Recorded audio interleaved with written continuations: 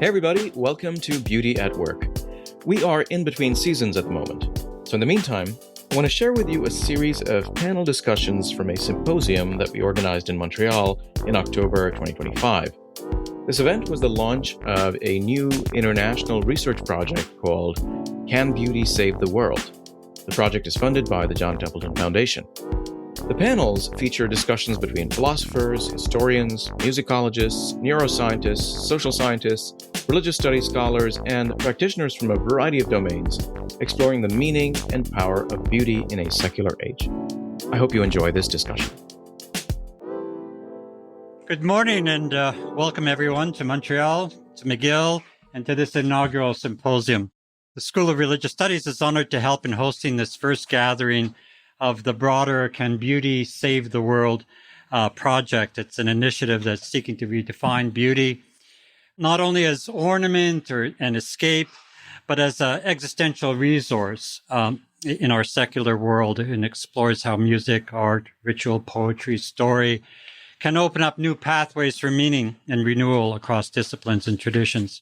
We're joined by a wonderful group of thinkers, artists, practitioners, theologians, sociologists, musicians, poets that our symposium coordinator, Vaidyanathan, and his dedicated team have brought together for us, each of you bringing a distinct lens on beauty's ethical and relational power and how beauty can disarm, re-enchant, call us into a deeper engagement in with the world we share. As a school rooted in the study of religion and public life, we are especially grateful for the opportunity to assist in hosting conversations that bridge the sacred and the secular, theory and practice, contemplation and action. Before we begin, I would also like to add a special word of welcome to Charles Taylor and his beautiful wife, Ove. Your presence today is a gift to us. Your long-standing commitment to intellectual and spiritual life, your remarkable generosity of spirit and support for the journeys of friends and colleagues here and across the world continue to inspire and sustain us.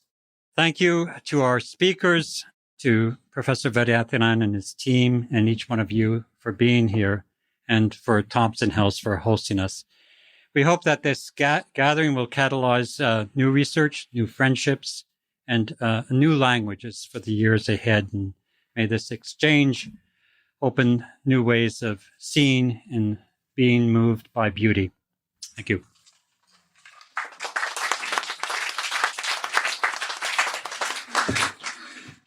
Hey, thanks, Dan. Welcome, everyone. It is such a delight and honor to be here to welcome you to our international symposium, Can Beauty Save the World? It's especially meaningful for me to be here at McGill. It's a place that's very dear to me. I was a student here 20 years ago. I lived on campus at Newman Center, which is where some of you are going to go to our theater workshop tomorrow. I met my wife here, met many dear friends and heroes here, Dan, John Zucchi, a few others. Charles, of course, we met 20 years ago and had an intense argument about something to do with Pope Paul VI, and I can't remember exactly what it was. And I've cherished memories of this campus. To launch our new international study and hold an event of this significance here is truly an honor. My 25-year-old self would never have dreamed that things would turn out so beautifully. Our event's title, of course, comes from Dostoevsky's novel, The Idiot. And in the novel, the phrase, beauty will save the world, is a declaration, and it's attributed to the protagonist, Prince Myshkin. Dostoevsky saw him as a positively beautiful hero, an exemplar of moral beauty.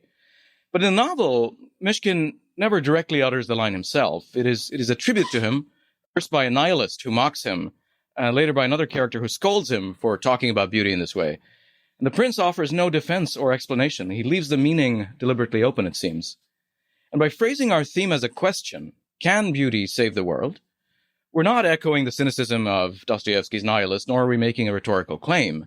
We mean it as a genuine, open question. In what sense might beauty save the world? What sort of beauty? What do we mean by beauty? Under what conditions? Right? And we want to really explore all of this. My own encounter with beauty, this theme of beauty, came years later as a doctoral student in sociology at the University of Notre Dame. In a seminar on social movements, protest movements of all things, we were reading arguments that protest is driven primarily by moral outrage or negative emotional shock. And something about that account struck me as incomplete. because it doesn't quite tell us why we care about something enough to fight for it in the first place. And that's when I encountered Elaine Scarry's book on beauty and being just. And her claim that our commitment to justice arises from a prior commitment to beauty was, for me, revolutionary. And very shortly after, I became involved in an international study on religion and science, looking at the role of religion and spirituality among scientists in several countries around the world. We asked scientists why they made so many sacrifices for the sake of their work. Many of them answered, because it's beautiful. And that was not an answer I expected. I found it startling. For these scientists, and maybe many of us in academia, facing constant frustration, the publish or perish culture, low pay, etc., beauty sustains their vocation. And this finding led me to dedicate then 5 years to studying the role of beauty in science. And that then further led me to start a podcast and a YouTube channel exploring the relevance of beauty in the work we do. And through all of this, it's become clear to me that beauty is a powerful but neglected motive in human life. In modern society, we tend to trivialize beauty. We reduce it to fashion or surface appearance, or maybe the opposite extreme. Some of us might treat it as obviously objective, something reserved for Mozart sonatas or Renaissance art. Both views, I think, miss the depth of this concept. Both myself and my project co-director, Tara Isabella Burton, have been trying to think about the relevance of beauty in the particular context of what Charles Taylor calls a secular age. This world we're living in which belief in a cosmic order, belief in God, belief in the transcendent, has become one option among many. And where many of us feel we have to navigate the world as these sort of buffered cells cut off from the transcendent. So what does the search for meaning and fullness look like in this context, and what role does beauty have to play there? Taylor's most recent book, Cosmic Connections, suggests that the recovery of an aesthetic realism, the sense that beauty points beyond ourselves, may be crucial in such contexts where the signposts of meaning have grown ambiguous. In a world where cosmic order is no longer self-evident, the question of beauty becomes more urgent, not less. But what forms does it take, and are they all salutary? Our project that this symposium will inaugurate, seeks to explore empirically and experientially what beauty is and what role it plays in our lives and around the world. How does beauty give meaning, inspire transformation, and shape our well-being? Can it be valuable in its own right, even apart from utility? And what conditions allow us to recognize and cherish it rather than perhaps distort it or commodify it? So we're planning some major empirical research, surveys around the world, interviews, ethnographic observation, etc., but also conversations, other symposia like this, salon dinners, other ways in which we can bring together sociologists, theologians, philosophers, neuroscientists, musicologists, artists, etc. And this symposium marks the beginning of that shared inquiry. So we're really delighted you could be with us today. Our aim is not to definitively answer the question, can beauty save the world? I don't know if we're going to solve that problem, but we'd like to explore its richness together. We hope you leave this gathering seeing beauty differently, perhaps with a new insight, a new question, or maybe a new renewed sense of wonder. And we also want you to not just think about beauty, but to encounter beauty. And so that's why the program includes immersions in music and art and architecture and moments of reflection. Of course, we can't capture every form of beauty in one event, but we hope this will spark an ongoing conversation, but also a companionship, and maybe, as Tolkien would put it, a fellowship, a community of fellow travelers exploring the relevance of beauty for our world today. I want to thank the John Templeton Foundation for supporting this project, Angela Buckley, my lab manager and project administrator, who's been indispensable behind the scenes. She's not here today. Lee Biddlecombe, our facilitator, who will lead us in some of our activities. Clara Potworowski and Harry Zai, without whom we could not have locally coordinated a number of things here. And special thanks to my longtime friend Dan Cere at McGill, and of course to Charles Taylor, whose ideas and enthusiasm for this project have been a profound inspiration for this work. Now it's my pleasure to introduce a short video from Professor Taylor. He needs no introduction. He's Professor Emeritus of Philosophy at McGill and author of numerous groundbreaking works. And he has offered us a few thoughts with which to begin our event.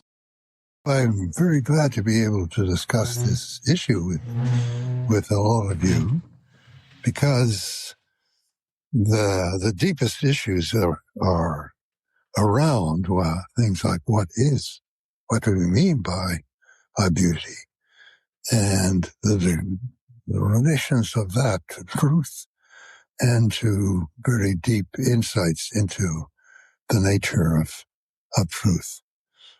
But if we want to start with what Brandon has suggested here, the connection between beauty and some revelation of what is really valuable for human beings, what is very important.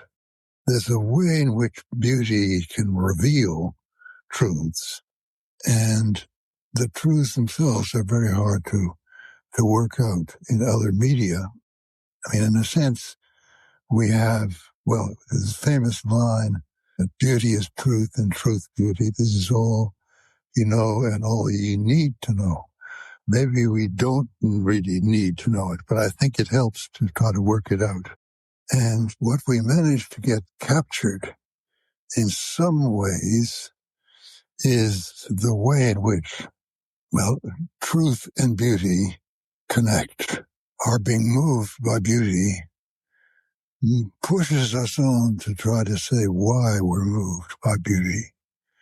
And when we come to articulate that, something about the nature of beauty as an experience in itself comes to the fore. Yeah? We try to explain to people why we think that something is extremely beautiful and extremely moving, some work of art or some scene or something that some people have said. And the thing is that there is a deep connection between these, and it gets revealed when you try to explain why it is that beauty and truth are related as they are. And this is what you're trying to do, is what we're trying to do in looking at beauty through the eyes of the meaning it has for us. And that's why I thought that you were right when I think you took beauty can save the world as one of the slogans, yeah.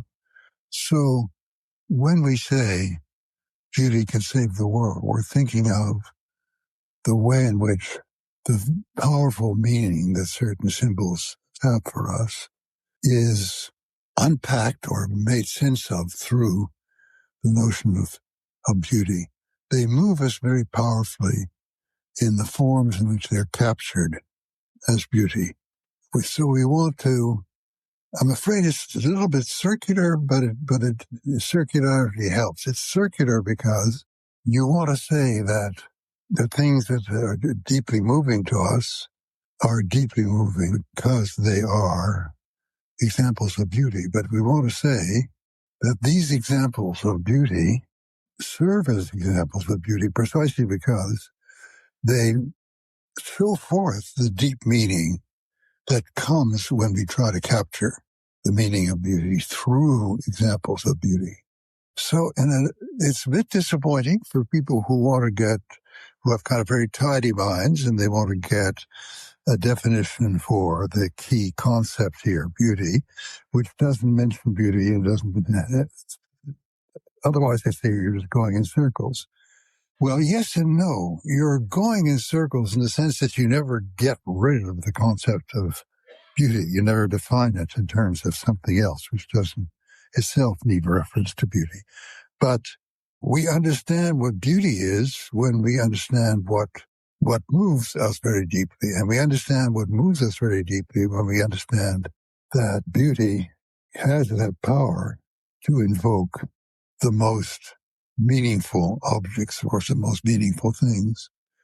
And in the end, we never get out of the circle exactly, but we get, as it were, into the circle of other symbols, and that's where your idea of beauty can save the world is a slogan that points to this perpetual reference out and in again, out and in again.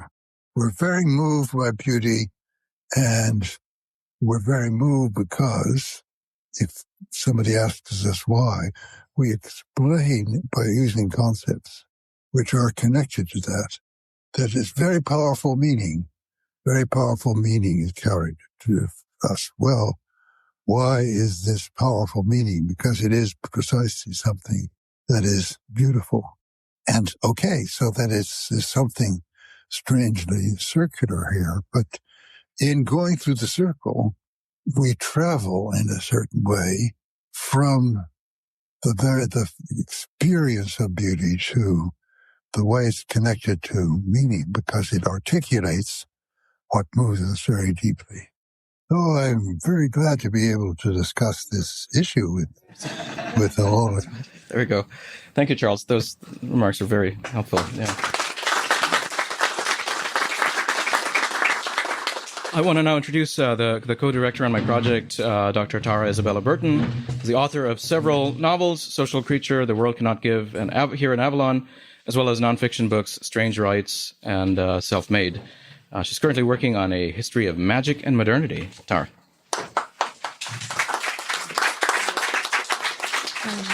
So I'll have my own remarks tomorrow, but actually what I'd hoped to do now was invite you all for the first of several immersions in beauty. So thank you so much, Charles, for your remarks. And we heard in them this now famous statement, this line from Keats that truth is beauty and beauty is truth. But what we don't often do as much, I think, is let the entirety of the poem overtake us, to let those lines be made strange by unfamiliarity in a wider poem.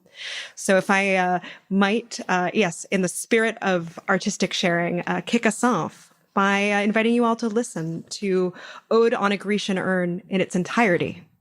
Thou still unravished bride of quietness, thou foster child of silence and slow time, sylvan historian who can thus express a flowery tale more sweetly than our rhyme. What leaf-fringed legend haunts about thy shape of deities, or mortals, or of both, in Tempe or the dales of Arcady? What men or gods are these? What maidens loath, what mad pursuit, what struggle to escape, what pipes and timbrels, what wild ecstasy?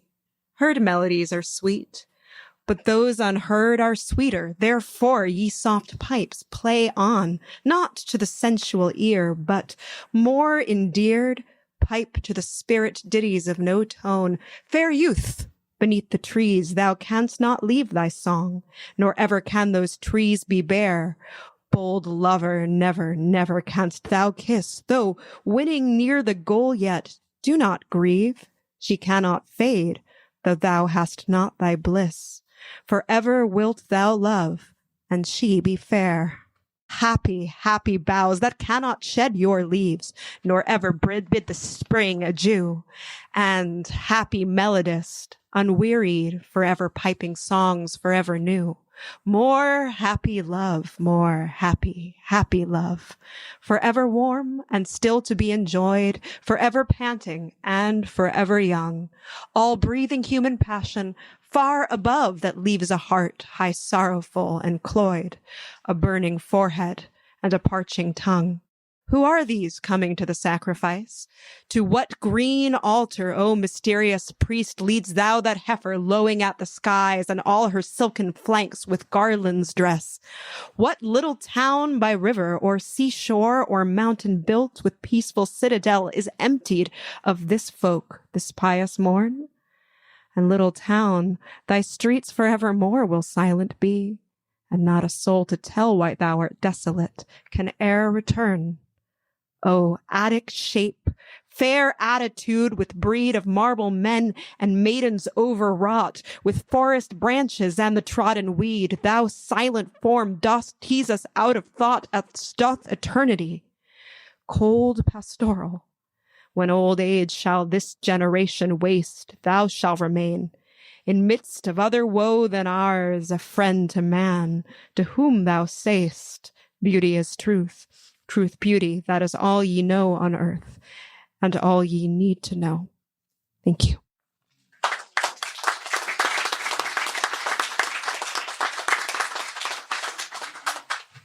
Thank you, Tara. It's now my delight to introduce my colleague, Bill Barbieri, who teaches in the Religion and Culture and Moral Theology and Ethics programs and directs the Peace and Justice Studies program at the Catholic University of America. He's also a fellow of the Institute for Policy Research and Catholic Studies and the director of the McLean Center for the Study of Culture and Values at the Catholic University of America, and he will moderate our panel this evening. Thank you very much, Brandon.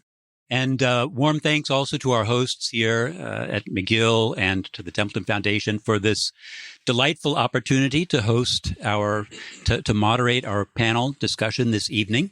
I'm going to say just a word about the topic. Like any professional these days in this AI era, when it came to thinking a little bit about the question whether beauty can save the world, I quickly outsourced the problem. So I consulted my students about this question. And I think it's worth mentioning some of the responses that they gave when I asked them to think about the question as it's actually posed in Dostoevsky's novel, namely, what sort of beauty will save the world? Here were just a couple of responses from my students. One student noted that much beauty that can change people, that can transform them, is produced by artists who have suffered greatly. Beautiful art can save in the sense of redeeming suffering. That was one view. Here's a second view that was shared by a couple of students. Beautiful art moves us beyond self and individualism to a place of empathy and compassion. Beauty which conveys a genuine unity in emotions between people can bring them together. This was a kind of Tolstoyan response. Another student went in a kind of Aristotelian or Thomistic direction. Beauty can orient people to the life of virtue. A society that embraces beauty with properties of integrity, proportion, and clarity will then begin to save the world. A fourth, remember that these are Catholic University students, went in a more theological direction.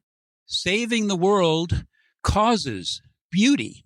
In Christian belief, the world has already been saved. The beauty that we see in the world is merely a foretaste of the ultimate beauty of the world to come. Thus, creating beauty works against the corrupted world and helps usher in the saved world. And finally, this comment. Any kind of beauty, and there are many kinds, if we engage it actively rather than simply passively consuming it, can help save the world. So that's just a few thoughts, a few takes on this topic to get the juices flowing. I'm going to introduce my distinguished panelists with some short beauty bios, and then we've asked each of them to give us a 10-minute introductory statement in response to this question, can beauty save the world? And from there, we'll get a response from one of our distinguished audience members and take the discussion on from there. We'll speak in the order that's on the program. First up, we have Sean Kelly, the Teresa G. and Ferdinand F. Martignetti Professor of Philosophy and Dean of Arts and Humanities at Harvard University, who brings a body of training in math, computer sciences, cognitive science, and philosophy to questions of beauty and works in modern European philosophy and phenomenology. He's been at work for some time on a book on the proper dignity of human being, but we may hear a little bit more about how that's coming. And you have a little bit of information about him in your bio. One thing that stood out to me is that he has been on the standing committee of athletics for over a decade. That sounds very exhausting to me somehow, but it explains why you're in such good shape. I happen to think that sport is a powerful medium of beauty. Next up, we have Elaine Scarry. She is the Walter M. Cabot, or maybe here in Montreal, it's Cabot, professor of aesthetics and the general theory of virtue at Harvard. She is the author of the epochal study, The Body in Pain, has been working more recently on a book based on some lectures on imagining color. That's part of her beauty bio. She's also a prominent public intellectual who has written on democratic theory, torture, nuclear weapons, and other issues of the day. And while she notes that nuclear weapons and other structures threaten serious injury to the world, she also sees an antidote to injury in poetry and literature. Now, she has almost certainly given more lectures to faculties of law, medicine, social science, electrical engineering, art, architecture, and physics than any other English professor that I've met. So kudos for that. Last but not least, we have Richard Kearney, the Charles B. Selig Chair of Philosophy at Boston College. He's written many books on philosophy, literature, religion, but here we want to point out as most noteworthy his 3 novels, one of them quite recent, and a book of poetry. He is also a McGill graduate, I should note. And especially intriguing to me was the fact that he is the founder and co-director of the Guest Book Project, which I guess is trying to save the world by turning hostility into hospitality, by promoting the power of digital storytelling as a means of healing divisions. Now, lest you doubt that Richard is a giant in his field, indeed a titan, just listen to the titles of some of his books. Reimagining the Sacred, Richard Kearney Debates God. Hosting Earth, After God, Encountering Richard Kearney.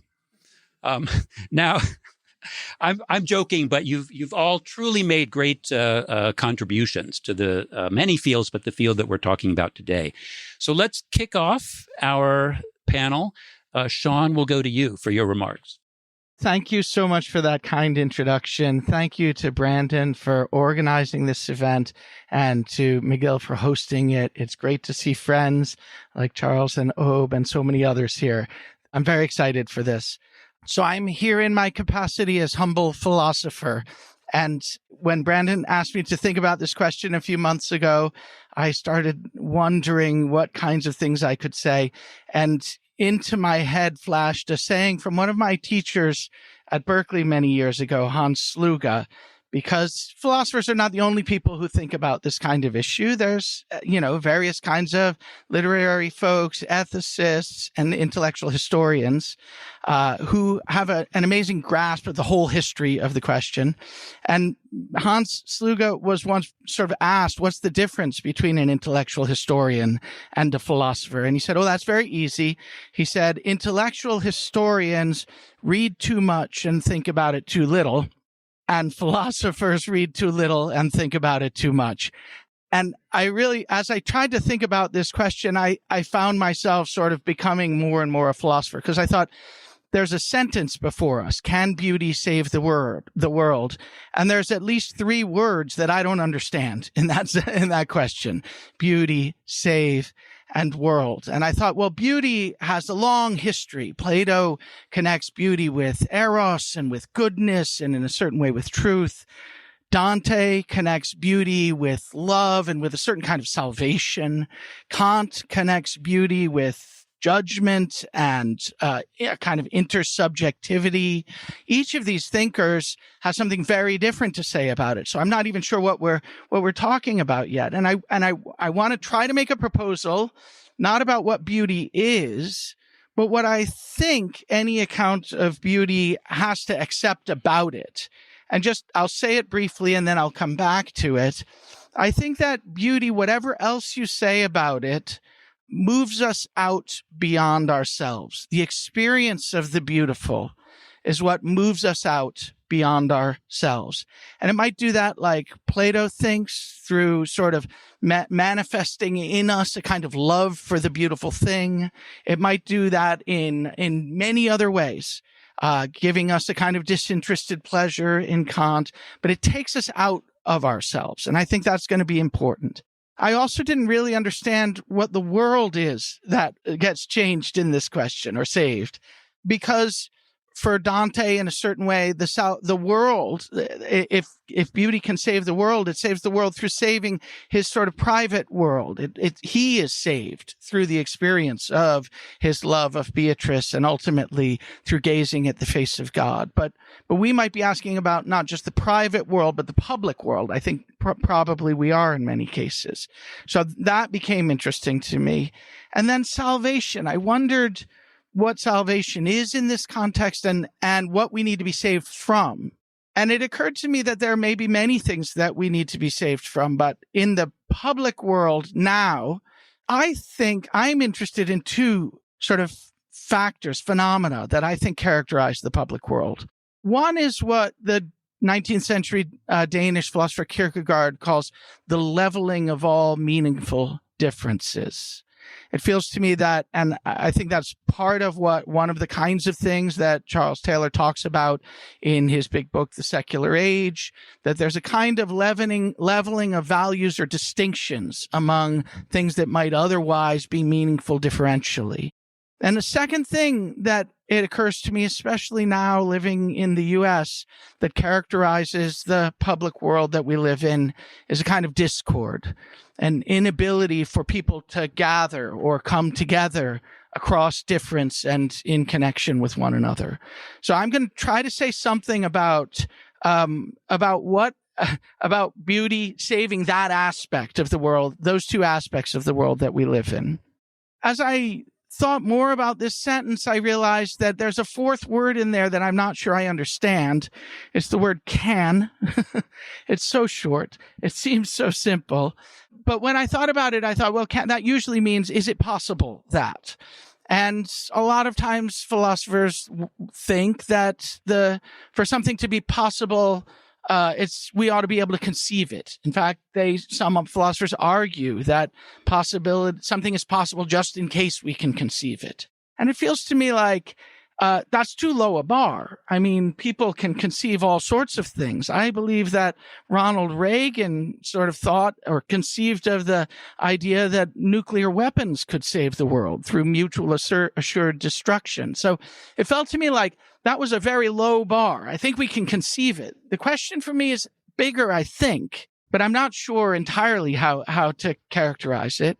I want to say it has something to do with the idea that we want to know what it is about beauty, in virtue of which it can save the world if it can, and what aspects of the world will be saved if they are.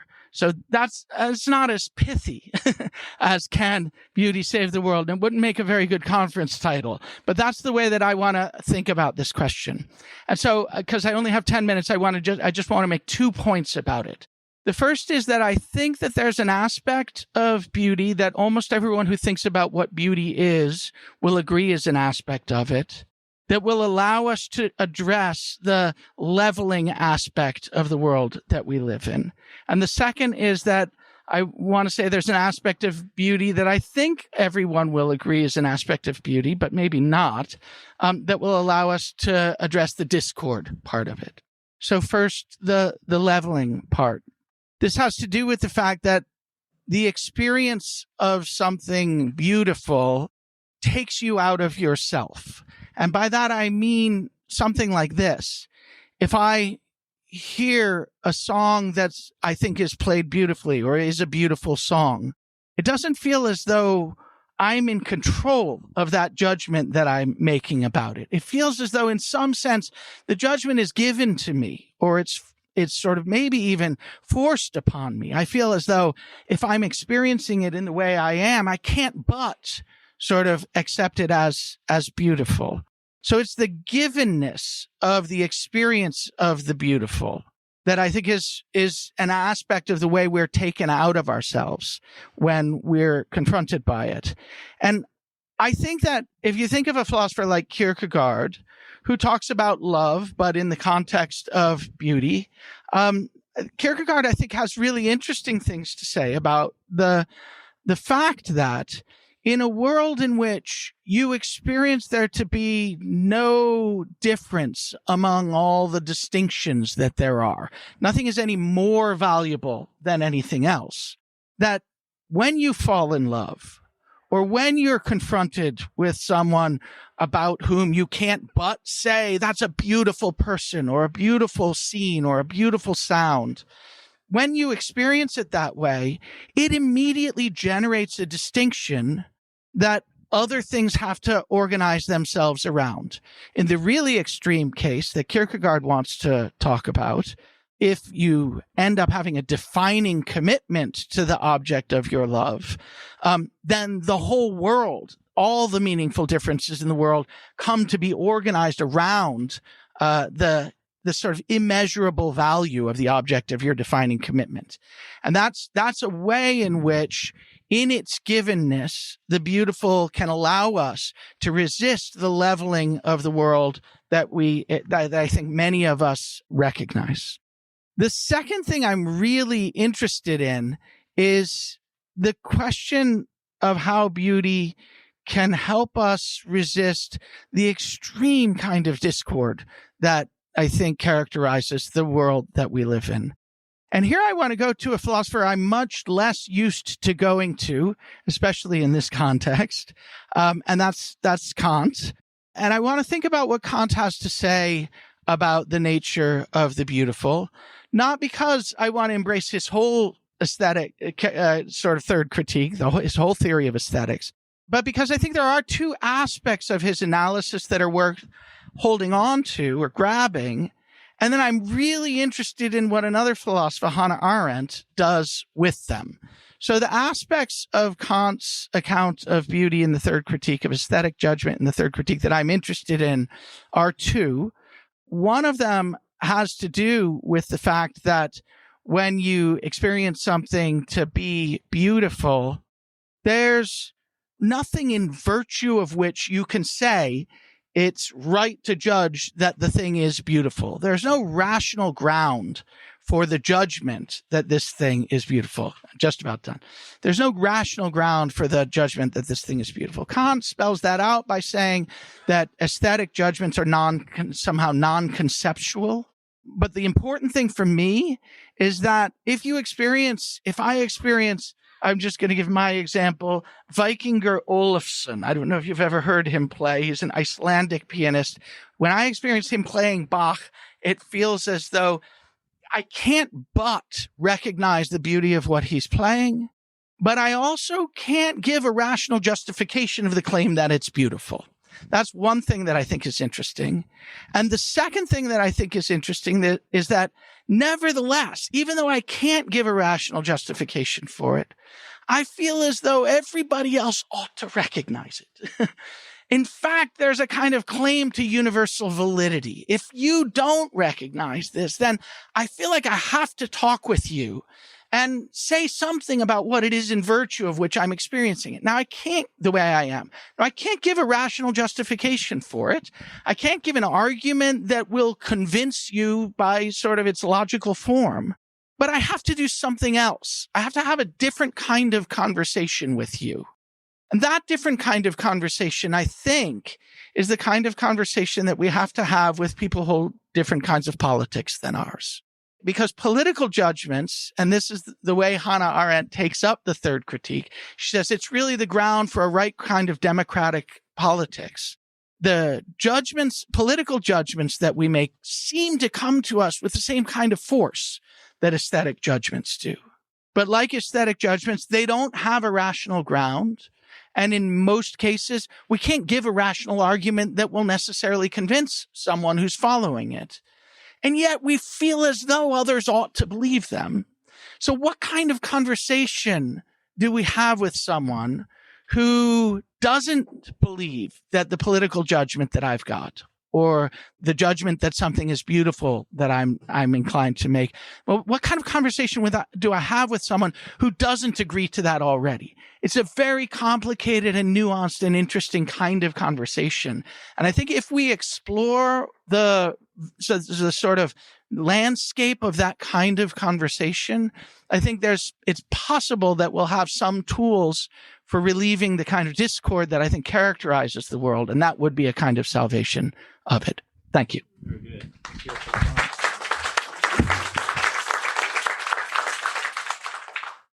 Well, like others who are sitting here, I'm very grateful to Brandon for the invitation to be here with all of you, and to be here especially in honor or in admiration or in friendship with Charles Taylor.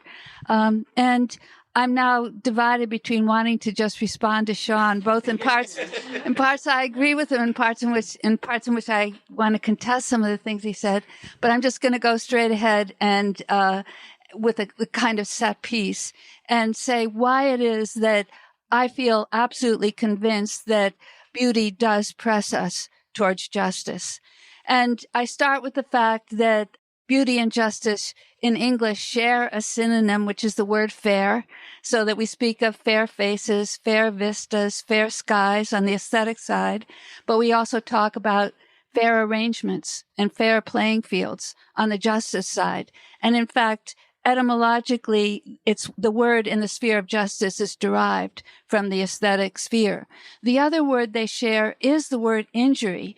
Injustice is almost the literal word injury. And I think that the closest opposite or the most accurate opposite for beauty is injury, not something like ugliness, but is the word injury.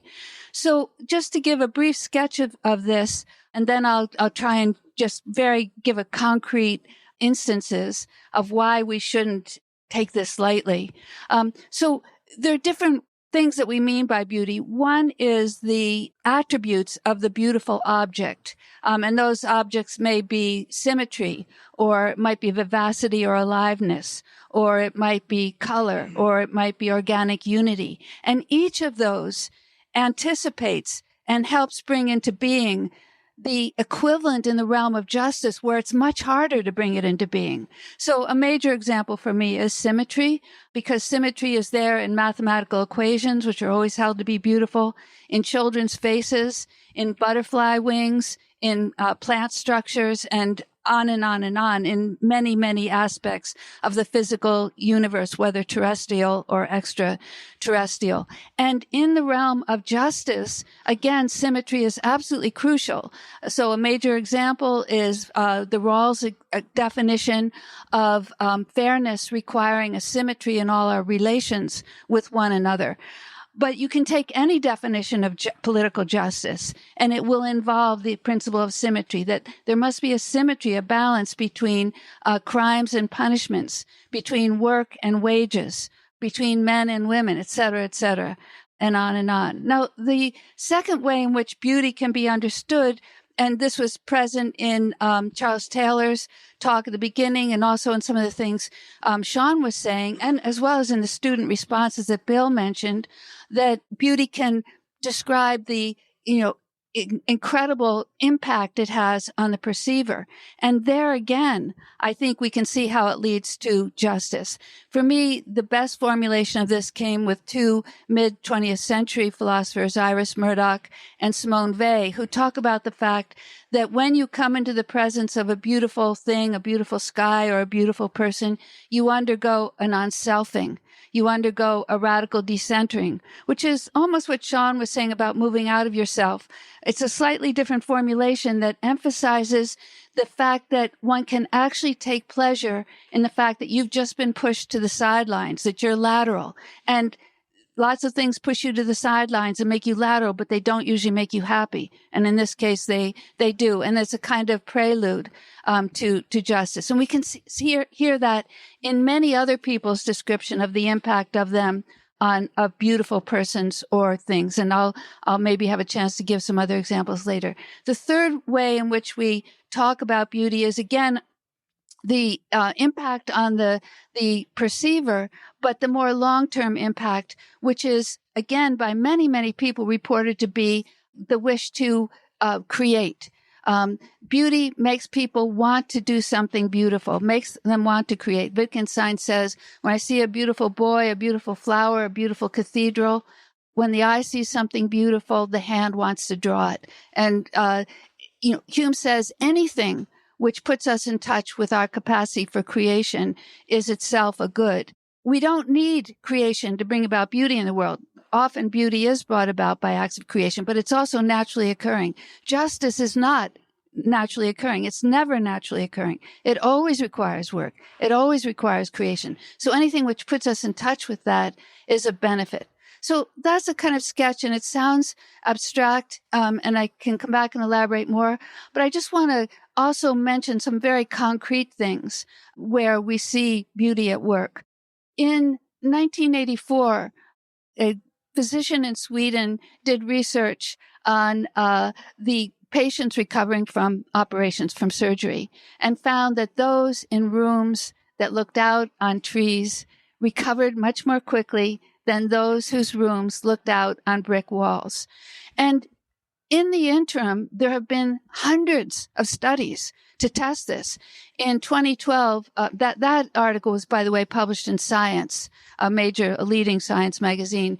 The 2012 study was done in the Canadian Medical Journal, and it said that there were 1,200 studies, all confirming the fact that people recover more quickly from surgery if they are in a room that has light and trees and so on and so forth.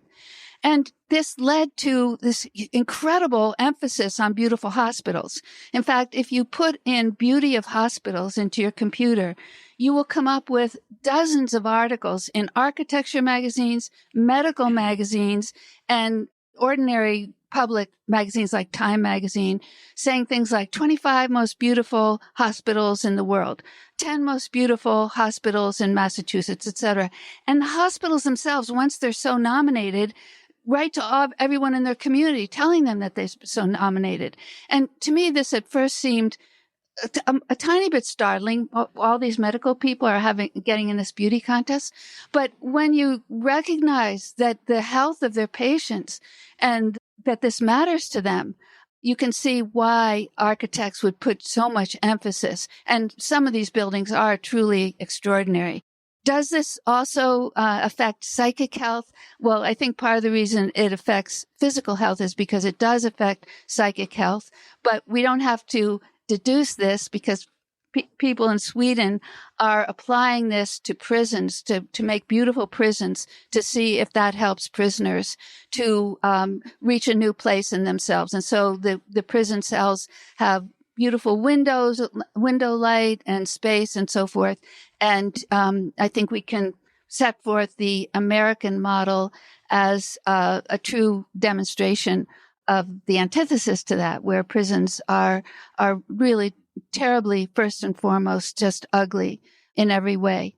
But am I close to the end of the time? You got a couple minutes left. Okay. Well, I would just in a couple of minutes say that when you try to give examples of the way in which beauty presses us towards justice, or the way in which it can actually repair an injury, or the way in which it makes us feel an aversion to injury, it can seem sometimes that you're speaking metaphorically, but I think that there are many literal examples, and one has to be able to move with confidence from the most literal examples to those that sometimes seem, metaphorical. So just in terms of Sean asking, what is the world? So one thing the world can mean is the world's population. And the fact that during the coronavirus, at least 4 countries that I looked into, United States, UK, India, and Korea, all had this incredible surge in gardening.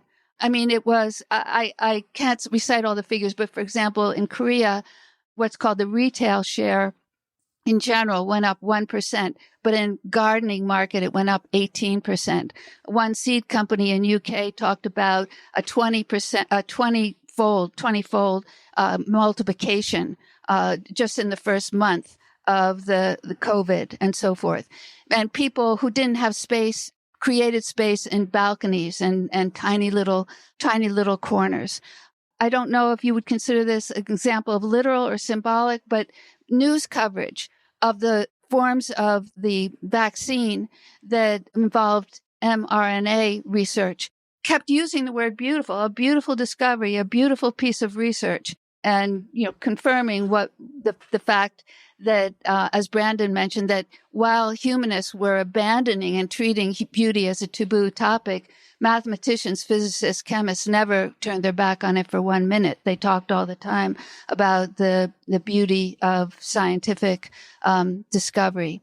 I think another place where you can kind of see the kind of intuitive reaching for beauty to help address a large-scale problem is in global warming, which is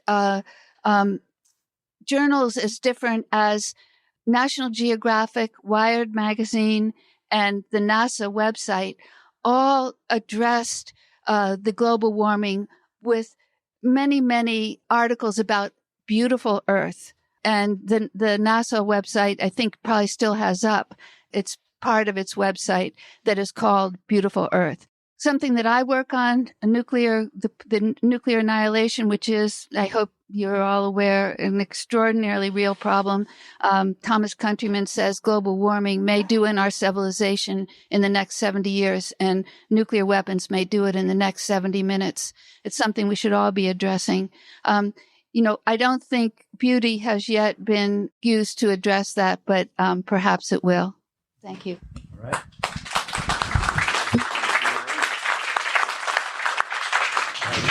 Take it away, Richard. Thank you. And thank you, Bill. Thank you, Brandon. Thank you, organizers, for having me here. It's a huge, huge pleasure to be here to address this topic, and to do so particularly in the presence of Charles Taylor and Obe. Charles was my professor here in McGill when I first arrived in 1975 as a graduate student. And I remember going to his lectures on the philosophy of language. And he arrived in, this towering figure with bushy eyebrows and polo neck shirts and arms full of books and full of ideas. And he was just a terrific, terrific teacher. And in that first lecture, he used the term das Merkmal.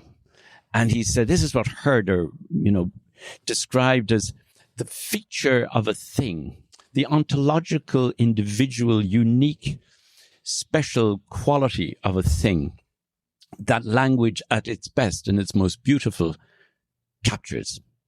And he brought us through the three H's, the great German romantics, Herder, Hamann, and Hölderlin, through a little dose of Hegel and Heidegger into the menu, and really enchanted us with this philosophy of language as expression. There was another H he didn't mention there, but who comes to feature very prominently in some of his more recent work, and that is Gerard Manley Hopkins. And I want to say a few words about Hopkins today and his notion of beauty as pied beauty. Charles mentions Hopkins at the end of A Secular Age in a very interesting epilogue, Epiphanies, where Hopkins's poetics features prominently, and also in chapter 7 of his recent Cosmic Connections, in a chapter entitled Hopkins, Inscape, and After. So I'm just going to concentrate on a few ideas that come up there and tease them out in your presence. What did Hopkins mean by beauty? He meant pied beauty, and wrote a poem to that effect, which ends with this line: all things counter-original, spare, strange, whatever is fickle, freckled, who knows how, he fathers forth whose beauty is past change, praise him. So in that poem, he's basically saying that it's the pied quality of things, human and non-human, which ultimately praises ultimacy, transcendence, meaning. And it's a power that can save the world, but not the power of politics, the power of governors or presidents and so on, which is important too, as we know. But it's the power of the powerless. And it's the power of the little things, the last and the least of these, of the multiple. What is pied? Well, think of a piebald pony. Think of a magpie.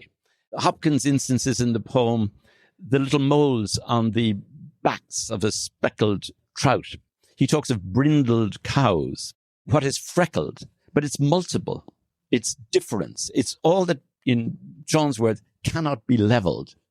And the one, if it exists, as absolute, as transcendent, is not something that evacuates the multiplicity and the thisness of things, but something that heightens them. The one is manifest in the unique, singular, different thisness, what Hopkins calls heicheitas of each thing, borrowing from Scotus. So it's a power of art. It's not a power of armies. It's not a politics of power, but more a power of poetics. Seamus Heaney famously, infamously has said, a poem never stopped a tank. And Shelley, before him, wrote that poets are the unacknowledged legislators of mankind. But if they legislate, they do not legislate as governors, presidents, prime ministers, or worse, dictators, although we can come back to politics and the importance of it.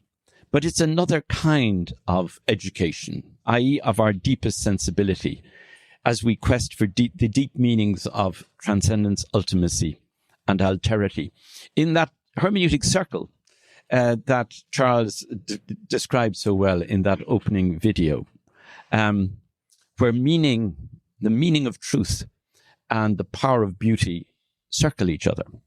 So beauty can save the world, or can beauty save the world? Well, as has been mentioned, it's Prince Myshkin, or one of his actual colleagues, friends, who puts the words into his mouth, reports them. And I think it's interesting that Myshkin, he's a prince, but he's not a prince as a plenipotentiary power monger or master. He's a prince of a certain mystical, poetic view of things. And Dostoevsky learned that beauty can save the world, I think, when he was in prison. And that's where the power of the powerless first struck him. When he was in prison and in the midst of savagery, brutality, injury, as Elaine says, suffering, pain, a man came and tapped his foot and put a hand on his shoulder. And he saw beauty in the midst of horror. And he realized if anything's going to save the world, it's that kind of gesture. Many other great poets have written from prisons. Havel, Padraig Pearse, Mandela, who all went down to liberate their countries in different ways. But I'm not sure they could have done it in the way that they did if they hadn't first practiced the power of the powerless as prisoners. So maybe another word on pied, as in the multiple, as in the singular, that can be human or non-human, when kingfishers catch fires and dragonflies draw flame. For Hopkins, beauty is in those creatures. The divine is in those creatures. It's in the patches. It's in the poor potsherd patch matchwood that we find the immortal diamond. And this quality of pied calls us all to be Pied Pipers. That's the song that nature is calling us to sing, in its pied quality, not in its totalizing power, but in its pied, speckled, freckled singularity. So a few words about Hopkins and his poetry. Hopkins spoke of a poetics of beauty as inscape and instress. Some of you will know this already, but in two words, inscape is the ontological haecheity, thisness, that resides in things, but only comes to expression when it solicits in us a response. And instress is how Hopkins suggests we respond. That is by using language in a new way, particularly as sound and image, not as representation, not as mapping. Charles describes this very well in his chapter in Cosmic Connections, but as bringing about a penumbra, a milieu, something between the seer and the seen. And he quotes Merleau-Ponty in this regard, the milieu, the entrelac, between the seer and the seen, which in the act of poetry is between the poet and what the poet is responding to. And then when the reader gets involved, you get a further in amplified hermeneutic circle, where it's the relationship between the reader, the poem, and what the poem is about. In other words, the world. As Paul Ricoeur says about hermeneutics, it's when somebody says something to someone about something. So in this regard, Cosmic Connections, as Charles understands them, reading very closely and carefully some poems of Hopkins. In particular, I loved the Wind Hoverer and Nature is a Heraclitean Fire, his close readings of those poems. But Cosmic Connection becomes interconnection, this rapport, this milieu, this penumbra between the seer and the seen, the hand touching and the hand being touched. It's the in-between, which is also a reconnection. And that's important when it comes to the question of beauty. Hopkins praises the beauty of trees, for example, in his poem Brinsley Poplars, when they have been felled. And he sees in the tragedy of the felling of the forests in England and in Ireland, started by Henry VIII, but don't get me into that, who built the British Navy with the Irish forests. But anyway, Hopkins, who spent quite a bit of his time, particularly his latter years, in Ireland, and wrote the Dark Sonnets mainly in Dublin. But when he saw these trees being felled to build navies and whatnot, he describes it as an act of ontological injury, indeed, an deselving of the heicheitas of these trees. And his sense of the ultimate in the ordinary goes all the way down. It goes all the way down, as I said, to kingfishers, to dragonflies, to weeds in wheels that shoot long and lovely and lush, all in a rush with richness. You can't go low enough for Hopkins. It's the jack joke, poor potsherd patch, matchwood, that is immortal diamond. It's each thing that calls to us and deals out that being that in each one dwells, our heicheitas, whether it's human or inhuman. And of course, heicheitas, and Hopkins loved this notion, and Scotus, Duns Scotus, who we saw as another Celtic poet. It was John Scotus Erugena, Duns Scotus, and Pelagius, all heretics in their different ways, but who appealed to Hopkins, who saw himself, his Welsh education as really central to this. But we won't get into Celtic poetics here. Enough to say that he saw in this word heicheitas, in Duns Scotus, ecce, meaning behold, ecce pur, ecce homo, but also H-E-C, this thing. Behold this thing. But we cannot behold this thing, each thing, unless we first have a sense of its finitude, of its mortality, of the possibility that it can be lost. And this is crucial for Hopkins, that we experience beauty after the loss of something. And that's why he talks about aftering. And I think the title of Charles's chapter is very important, After. It's the aftering. It's after God we discover God. It's after beauty that we discover or rediscover beauty. That there's enchantment, then disenchantment. For Hopkins, the dark sonnet. So the mind has mountains, sheer, frightful, no man fathomed, hold them cheap may those who ne'er hung there. He knew distress, pain, depression, devastation. And it was after the dark sonnets that he can praise pied beauty, that he sees in each particular thing, each heicheity, the very possibility of ultimacy. So let me conclude with these final words. Hopkins's sprung rhythm, as he calls it, signals his particular way of speaking poetically, signals another way of dwelling in things through sound and touch rather than mere representation or information or measurement, all of which level. As such, it escapes the age of the world picture and recreates what Charles calls the inscapes of God's creative power. But Charles is quick to note that Hopkins's sonnets resist the cheap grace of some quick religious fix. The Anna of aftering contains a double A, as in anatheism or anacarnation, a double A of abandonment and advent. Adieu as both goodbye, letting go, letting be, letting pass, and also adieu as welcome. Hey, ecce, behold. The three wise kings, as Hopkins wrote, on his deathbed, 2 weeks before he died in Newman House in Dublin, he said they came late. The Epiphany comes after Christmas.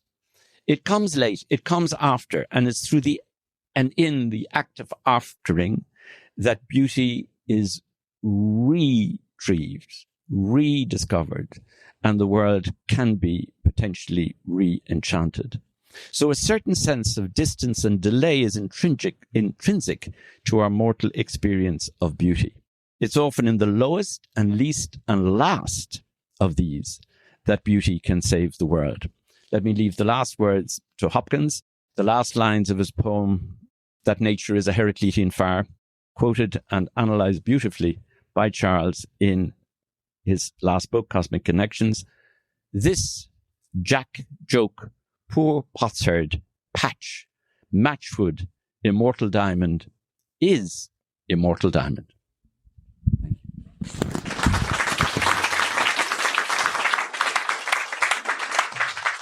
Thank you very much for all of those initial interventions.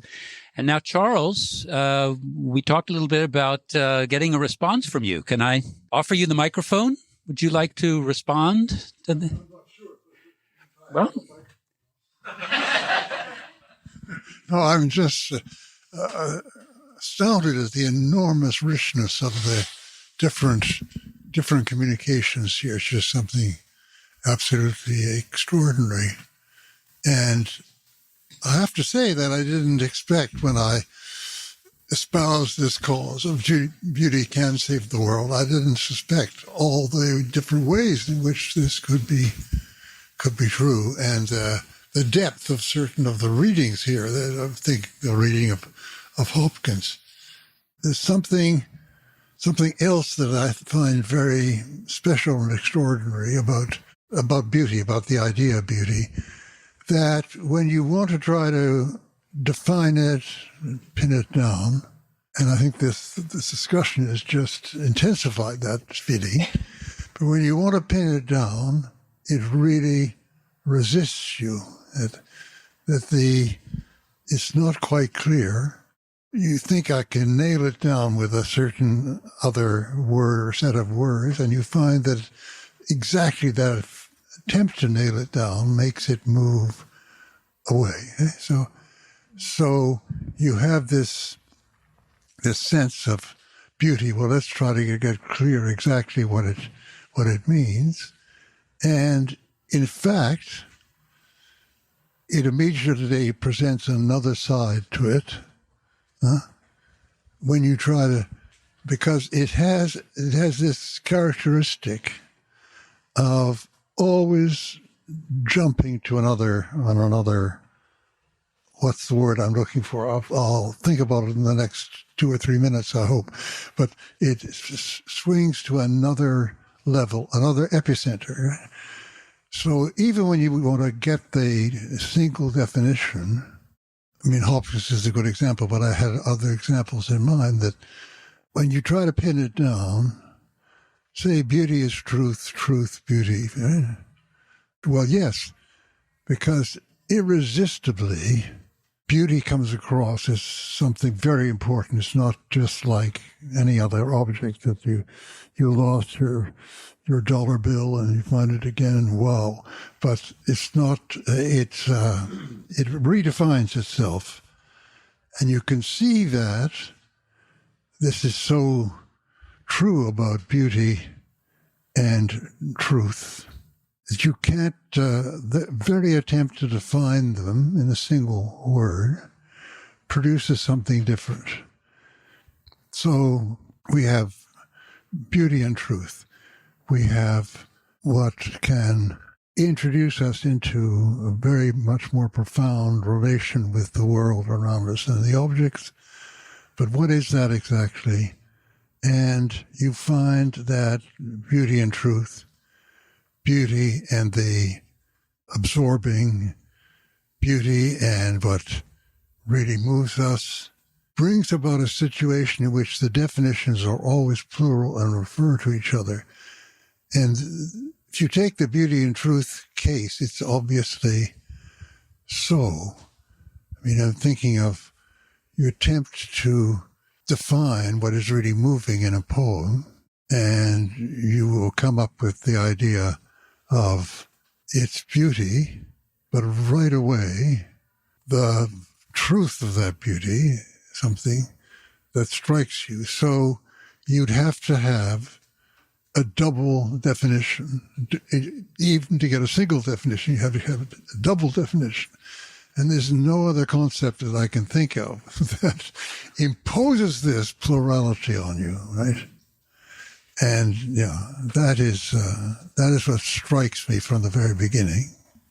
Very good. Thank you.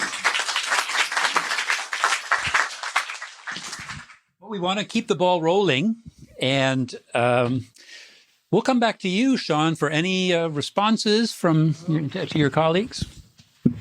Well, I was fascinated by what both Elaine and Richard had to say. Oh, sorry. Yeah. Thanks. I was fascinated by what both Elaine and Richard had to say.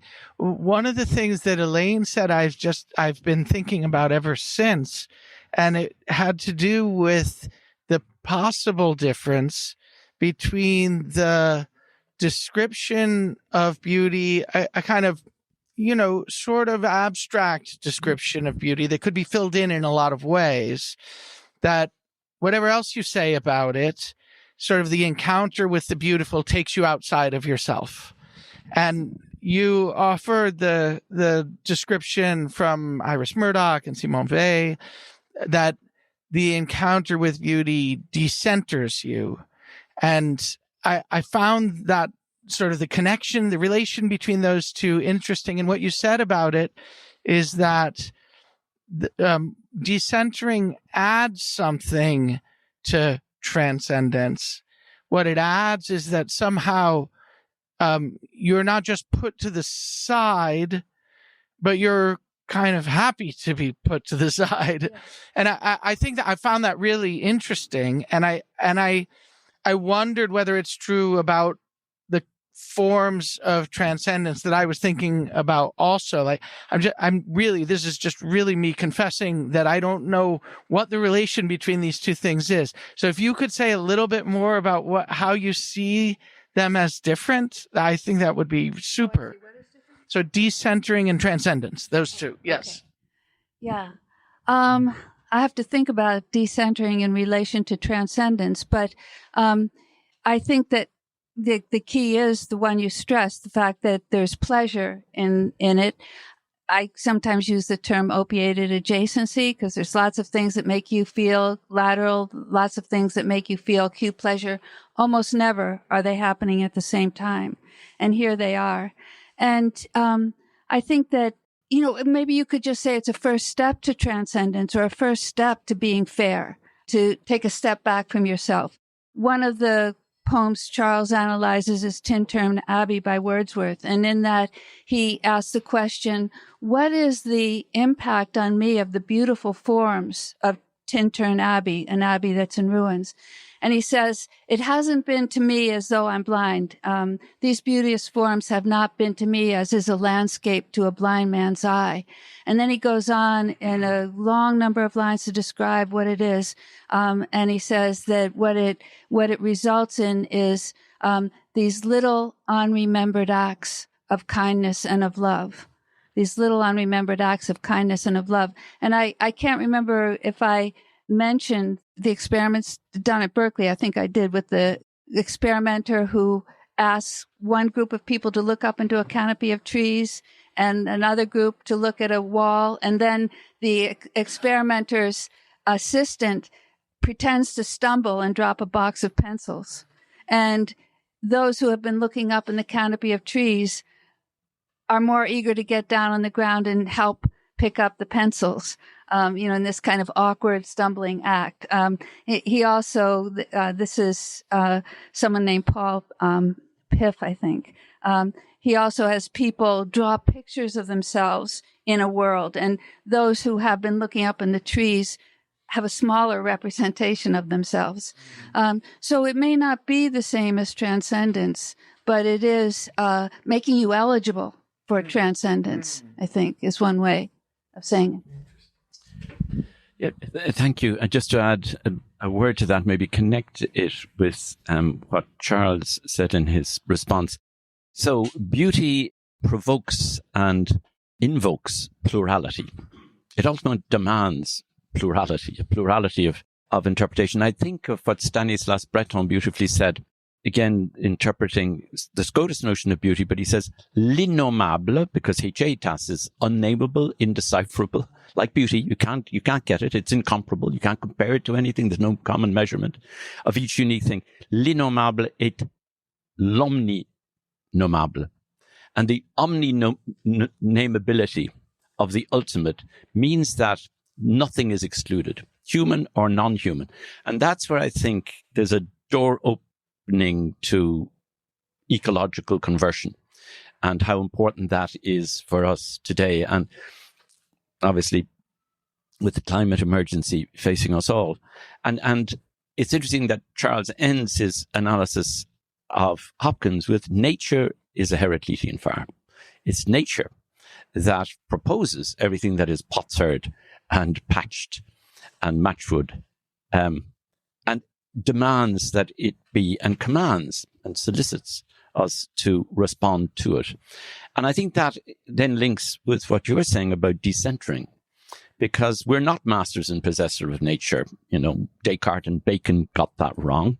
And I think we're living in a post-Cartesian age where a phenomenology of perception and a carnal hermeneutics is bringing us back to the plurality of each different thing. 60% of living species are now either threatened or extinct. And when Keats ends his poem, truth is beauty, truth is beauty, beauty is truth, truth, beauty, that is all we know on earth and all we need to know. He doesn't say in heaven. He says on earth. It's a call to redeem the sacredness of the earth. There is a deep, dearest freshness, deep down things, and it goes all the way down and it includes everything. And so I see the work of beauty and of poetics as basically leading us to the ecological, to recognizing the importance of all those different species that are now about to disappear in front of our eyes. You suggested that you had some responses for Sean as well. Well, I mean, one thing, about talking about Kant and the universal and seeing something beautiful and then thinking, but not knowing why, that you want people to agree. But you, on the other hand, brought up the plurality, Hopkins' emphasis on the plurality of beauty, except in the case of God, where it's, praise him for the unity. And I think that it's really important to recognize both realms. That is, there are objects of beauty that are held by everyone. No one on earth, I'm guessing, has not noticed the beauty of the sky, has not noticed the beauty of the sun. And we can go on and on with things that are just shared. On the other hand, there are hundreds of thousands of things that are beautiful that we don't share. For example, we don't all choose the same mate, and it would be an impossible problem if we all chose the same partner. And we don't even all choose the same design for the rooms we live in. And it would be really crushing if each of our homes looked identical to every other home. And I think that, there's just, it's not just that there are objects we hold in common. I got into a debate with a British philosopher in writing in a book you can find called The Things That Matter. His name is Michael Hoskeller. And I said we needed a name for these. So the plural ones we could call the myriad variables, and the ones that are constant we could call the M constants or something. But they really are two genres. And I think that there are some objects that not only have been noticed by everyone, and then others where we, it's not a matter, it's not only that we choose different persons, but that that we want it that way. Yeah. Also that the duration of the beautiful thing. And people often will say, well, something that's only 3 minutes long in its beauty, or only 3 years long, flowers die. Rilke can prolong that by talking about the beauty with which they drop their petals, some like a wing, some like a dropped silk dress or slip. But still, there is a moment when they're going to cease. Does that make them ineligible to be objects of beauty? Well, I think not at all. That whatever is happening, whatever they are doing, whatever kind of conviction they are compelling, that you talked about the kind of decisiveness of the moment when you come into the presence of beautiful. They are doing that work even when even if they're not there for the long term, in the way that the sky so far is there for the long term. Thanks. I agree with so many things that you said, but I want to push back a little bit, because I think it's of course true that there are many things that I find beautiful that I haven't shared with others, and there are some things that I find beautiful I assume or hope in a way that only I could find them beautiful, my children, my spouse, and so on. But the experience of something as beautiful, it feels to me, I think this aspect of it, Kant has right. Sort of, it's given to me. I can't explain it to anyone. And yet it feels like what I'm seeing is something that other people ought to be able to recognize. Now, they might not be able to recognize it. And that means that we should enter into conversation, and eventually maybe we'll just disagree. But even if we disagree, it will feel to me as a kind of loss that I haven't been able to convey to the person what the beauty of this image is, what the beauty of this sound is.